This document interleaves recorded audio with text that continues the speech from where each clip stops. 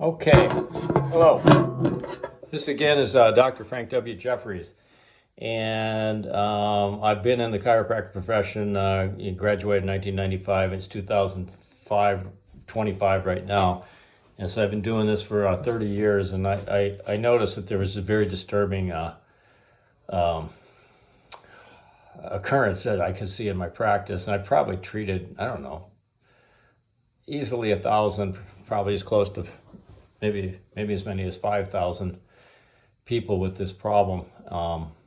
So they come to chiropractors, as you know, for back pain. Okay, so back pain is where the symptoms of short legs usually occur.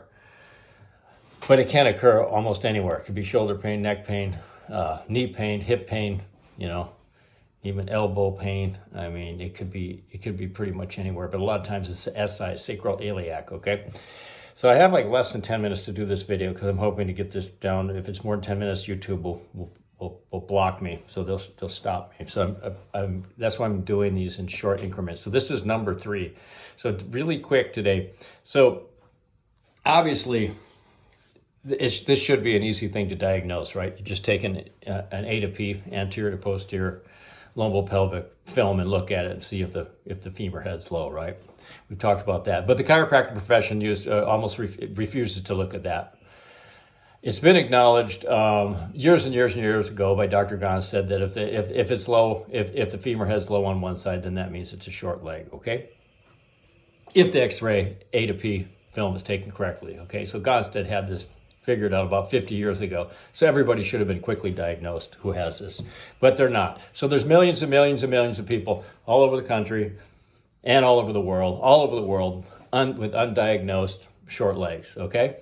So the problem is if you have a short leg on the right side or the left side, I'm going to give you an example really quick here because we're probably 2 to 3 minutes into this thing. So I only have like 6 minutes left. So I'm going to give you an example. But if you have a short leg on, say, the right side, which is this example is going to be, and I'm going to show that to you, it can create such a severe problem that the whole body ends up over on the other side. Okay? So we've talked about anatomical short legs. I mean, any chiropractor or a doctor of chiropractic with a moderate amount of intelligence can see that if the X-ray is taken correctly, then and the femur head's short on that side, there's a short leg there, okay? But the problem is they've ignored it. The teaching colleges, including Palmer College Chiropractic and all of them, have done an extremely, amazingly silly job of focusing on almost all of this other BS medical pathological X-ray analysis, and they forgot why in the heck that people come in for chiropractic. It's usually because of structural problems, okay? Structural problems. So now I'm going to have you guys think about this. A structural problem in a building, or a structural problem in any kind of structure, what's the most important thing in a human spine? It's the foundation, right? The feet, the foundation of the building, okay? A carpenter would definitely not build a building without putting a level on the foundation, correct? Okay?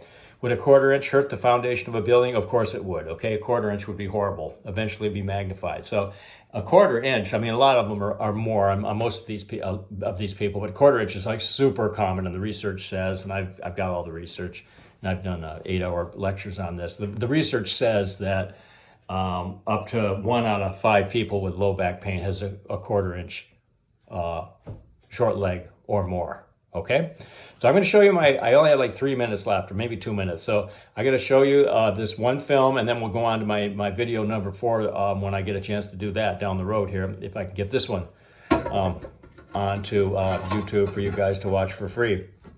Because I'm probably going to maybe be doing more lectures on this, but it could be that I may not get to that for a while. So I'm trying to post this stuff online. So here we go. Okay, I'm going to flip it around here.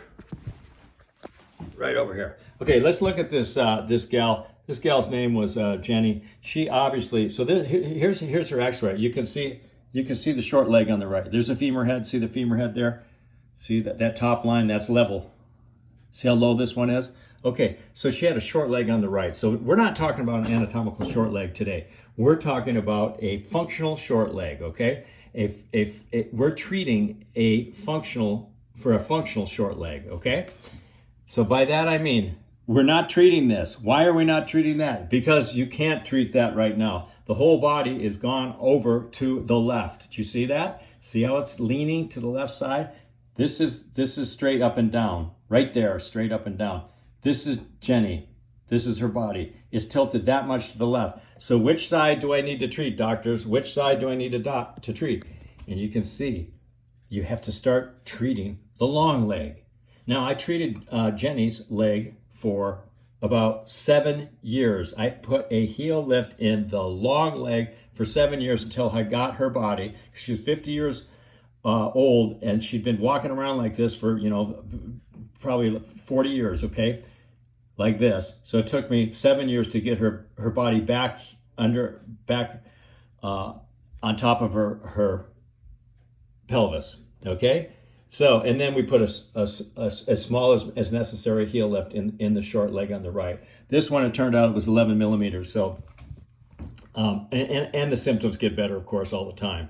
So this is how you treat a functional short leg with somebody that you cannot treat their anatomical short leg right away.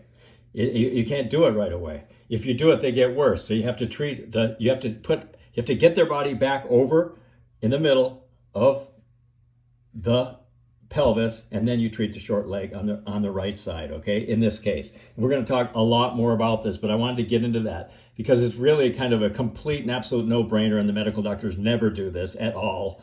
And, maybe one out of 10,000 people finally, with their pain so bad, they walk in and they measure their leg with a tape ruler or something because they don't believe in looking at structure on x-rays either. So they get fooled too. But I don't want to get too far into this. That's all for now. I think it's less than 10 minutes. Hope you guys picked up something. We'll see you again. Bye-bye.